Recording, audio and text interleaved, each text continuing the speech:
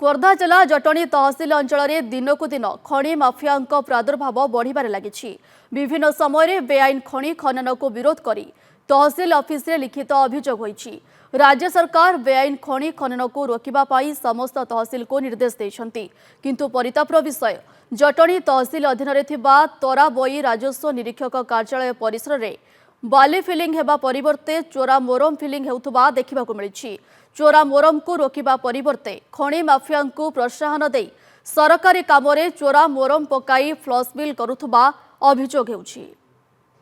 सरकारी ऑफिस रे मरम फिलिंग हो संपूर्ण इलीगल किए करूची काई करूची ए मरम कोउट आसुची बड़ आश्चर्य लागुची। एवं ये जो आरआई ऑफिस कर्तव्य है आरआई माने जो खनन होची ताको चेकअप करिवे, आरआई रिपोर्ट देबे थाना को एवं थाना वाला तहसीलदार मिसिकी रेड करिया कथा। किंतु मु जानि पारुनी ए आरआई ऑफिस रे फिलिंग होता माने भाबुची मते जो मरम पड़ीची कोन से जो माने मरम व्यापार करछन से माने पकेइचंती। तो जदि मरम फिलिंग होतबो ताले सरकारींकर गोटे निर्देशनामा थिबो, निश्चय निर्देशनामा अनुसार से मरम फिलिंग होतो।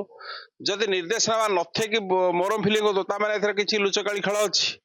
तेणु करे लुचकाली खेलटा कोन प्रथम आरएनबी एवं पीडब्ल्यूडी की पचरा जाऊ एवं जदि एथरा अनियमितता थिबो यथा शीघ्र कार्यानुष्ठान हो। जदि साधारण लोकन को बारण सरकार को किबेला अनुमति मिलुची टनी सारा जिते मोरम अवैधानिक भाव में उठुची से सब कहीं उठुची बोली आम प्रश्न केवल तहसीलदार को पचारि परिया।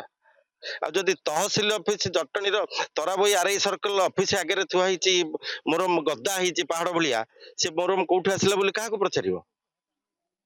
तेणु ये बड़ कदर्य कथा ये चोरा कौन से गोटे चोरा खणी आसी मोरम मोरम उपरे कौन प्रकार कटकणा सरकार नहीं।